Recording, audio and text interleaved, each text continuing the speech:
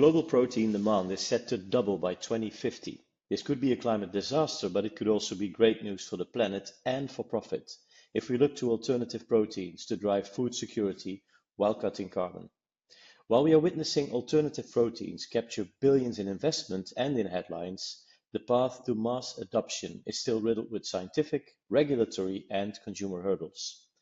At Climate Group, we work with governments, corporates, academia, and other experts on shifting public food demand towards lower carbon protein diversification. Governments, for instance, can and should procure the food for their schools, their hospitals, their prisons, etc., in a healthier, lower carbon way, and companies can help them achieve that. In the run up to Climate Week NYC, where there are dozens of sessions on food and agriculture, we talk with several experts on this topic. And today we discuss protein diversification with Shayna Fertig, Senior Advisor to the President at the Good Food Institute. Shayna, thank you for joining us. Thank you for having me. First of all, can you tell us what the Good Food Institute is and what you do? Sure.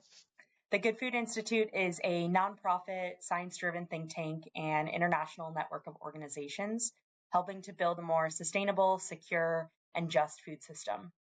Alongside scientists, businesses, and policymakers, our teams focus on making plant-based and cultivated meat delicious, affordable, and accessible. When we talk about protein diversification, we obviously look at the health angle, the climate angle, but it's also great that there is an economic benefit angle of protein diversification. What exactly are the economic benefits in your experience? So alternative proteins can drive economic growth and create future-proof jobs, all while contributing to a more sustainable food future.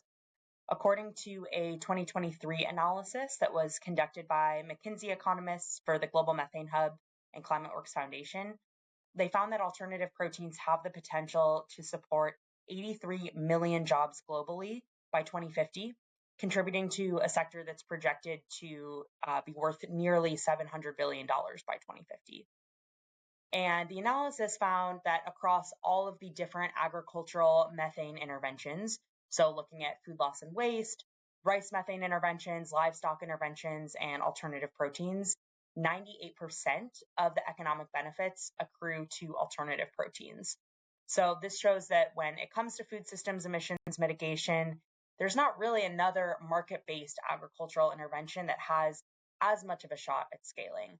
And we know these economic returns should be especially appealing to the finance ministers and the policymakers who make budget decisions.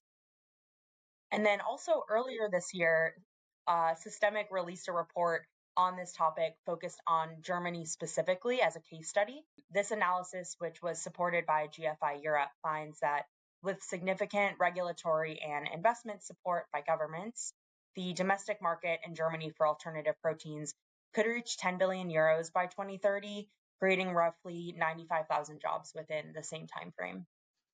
Wow, very impressive numbers. And in terms of the German report, are there any plans to do those specific country reports also in other geographies, or are some of the economic benefits likely to be transferred to other countries as well? Yeah, that's a good question. I don't know our specific plans for doing other in-depth reports on different countries as a case study. But we know that generally, depending on the circumstances within each country, these kind of findings of what governments need to do to enable this type of economic growth and job creation are largely similar. So really, it's around focusing on increasing public investment in research and development for alternative proteins to enable them to reach taste and price parity with conventional meat.